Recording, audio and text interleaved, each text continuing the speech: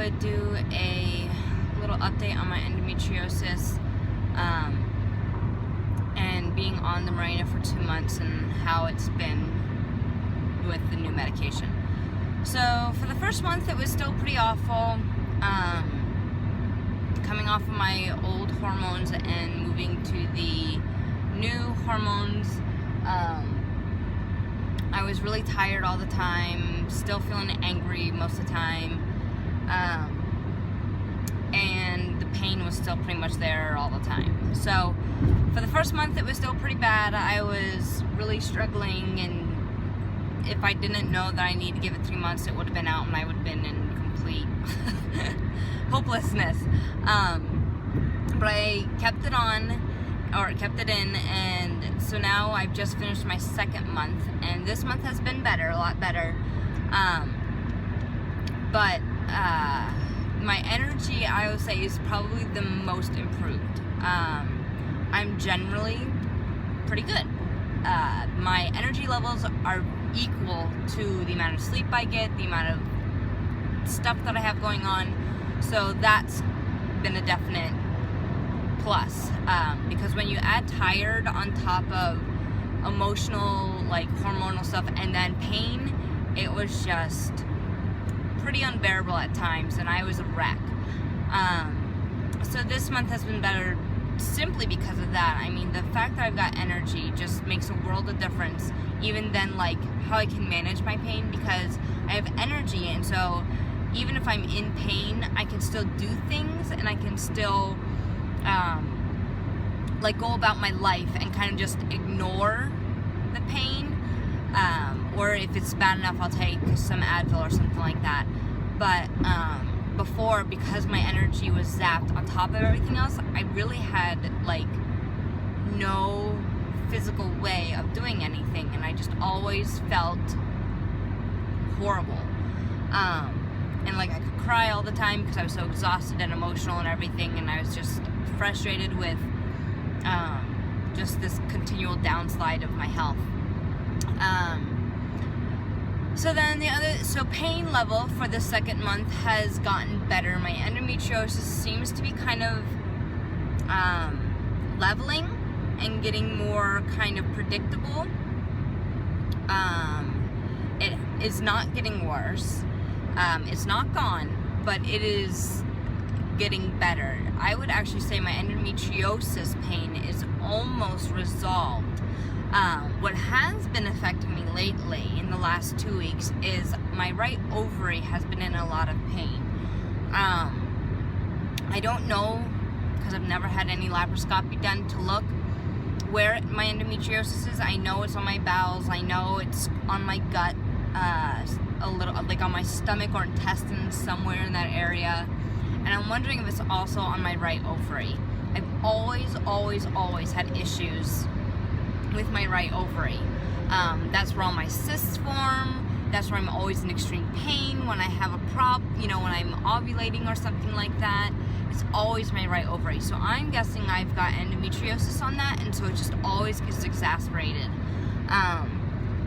So I'm about to give a little TMI, so if you get kind of grossed out by stuff, you might want to stop watching, and I'll tell you where, like in a little time, or like on a little script here, when to skip forward to. But I've also been bleeding or discharging something brownish. It doesn't seem like it's my period, but since the right ovary pain, I've had this constant discharge, and it's nothing heavy at all, but it's been every day through the night. So I don't really know, like, if I've got cysts and, like they're trying to burst or whatever, or if they're starting to, now this may just be the power of prayer, but I asked my mom and my sister, because we have a vacation coming up, I asked them to pray that my pain would go away, that it would somehow resolve itself, whether it be the cyst going away or that it would burst, and I would just deal with the extreme pain from that, but then I would be fine after that. This morning today I think I felt pain once, and it wasn't for very long, and that hasn't happened in 2 weeks. I am still bleeding, or discharging, whatever this is, but I haven't had pain, so I don't know if that's just God resolving and showing us prayer, answer to prayer, or if it's only going to be for a little while and it'll come back after vacation or whatever. I don't know. I don't know exactly why I'm not feeling pain today. I know it did not burst. I have been dairy free for, I think really dairy free for 5 days. I've been limited dairy, very limited dairy for about 2 weeks. And I have been in also trying to limit my gluten, not necessarily my carbs, but my gluten. I know dairy affects my endometriosis. Gluten is just kind of one of those things where it's a natural irritant to our bodies, and so some people it irritates them like crazy, and others it doesn't really do it that bad, but it is a inflammatory food item, and so you're supposed to avoid inflammatory food items with endometriosis. So I don't feel necessarily any direct, like immediate pain when I eat gluten, but I think what it does is it gives an overall like hostile environment in my gut and where my endometriosis is and everything. So my diet may also be helping my endometriosis on top of the Mirena. I think it's a double effect. I tried diet before I went on birth control, and it wasn't enough. So I think I just need both. But so far I'm doing pretty good hormonally. I'm pretty even keeled again. There was a day or two there during this whole 2-week issue with my 2.5. We're actually almost on 3 weeks now, I guess, because it's Thursday. Where I have felt hormonally off, but it's only been like a day or two, maybe 3 days, and they're not like, I think there was like a 2 days time frame, and then maybe like later during that time there was a 1 day where I felt hormonally off. But otherwise, hormonally, I don't feel like I'm angry all the time. I feel like when I have anger, it's because I'm being selfish or whatever. It's not because my hormones are out of whack. So yeah, I am happy at this point with where we are.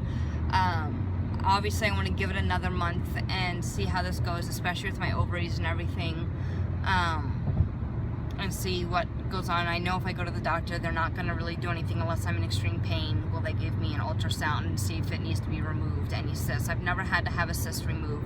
They've always just burst on their own, and I just kind of deal with the pain of that for the next couple days. So that's where I'm at. I will keep you updated. Once 3 months is done, I'll let you know where I'm at. Maybe I'll do 3.5 months to really give it a good test to see how the Mirena is doing with it. I will say here that the Mirena is not curing my endometriosis. It is simply laying it dormant. I may have mentioned this before in a previous video, but I'm not fixing anything. I'm just kind of putting a band-aid on it. I will most likely need some sort of surgery in my future, because even though the Mirena is kind of putting everything into a kind of slumber type mode, these rogue cells, the endometrium cells, are still growing and going, like, expanding in my body. I'm essentially just kind of putting them to sleep, but I'm not stopping their growth. I'm not stopping the spread of them.